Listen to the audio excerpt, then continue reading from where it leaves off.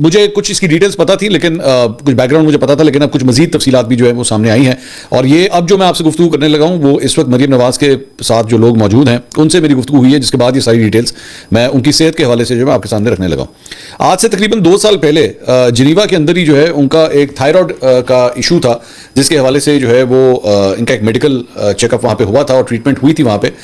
لیکن اس وقت سسپیکٹڈ تھا کہ کہیں یہ کینسر نہ ہو، لیکن وہ کینسر نہیں نکلا تھا. تو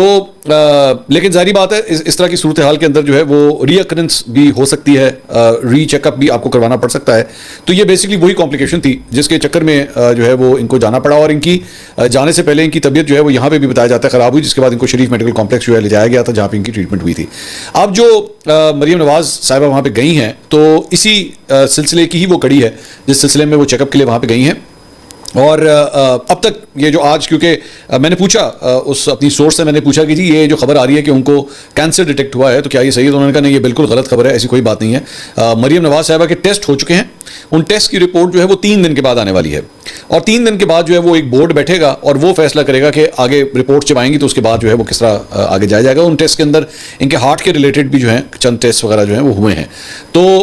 اس کے بعد یہ ڈیٹیلز جو ہیں وہ سامنے آئیں گی. مریم اورنگزیب جو ہیں وہ اگلے 24 گھنٹے میں، جب یہ آپ ویڈیو دیکھ رہے ہیں تو وہ پاکستان پہنچ چکی ہوں گی واپس اگلے 24 گھنٹے میں، اور مریم نواز جو ہیں وہ اس کے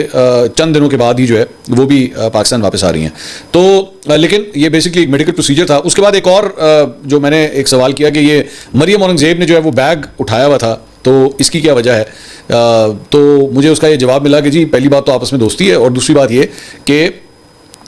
مریم نواز کے چونکہ ٹیسٹ وغیرہ بھی ہو رہے ہیں، ان کی طبیعت بھی خراب ہے، تو کبھی بھی آپ جو ہے وہ کسی بیمار شخص کے کو تو نہیں کہتے کہ وہ پرس وغیرہ اس طرح کی چیزیں اٹھائے. تو یہ بیسکلی اس کانٹیکس میں جو ہے یہ پرس اٹھایا گیا تھا. تو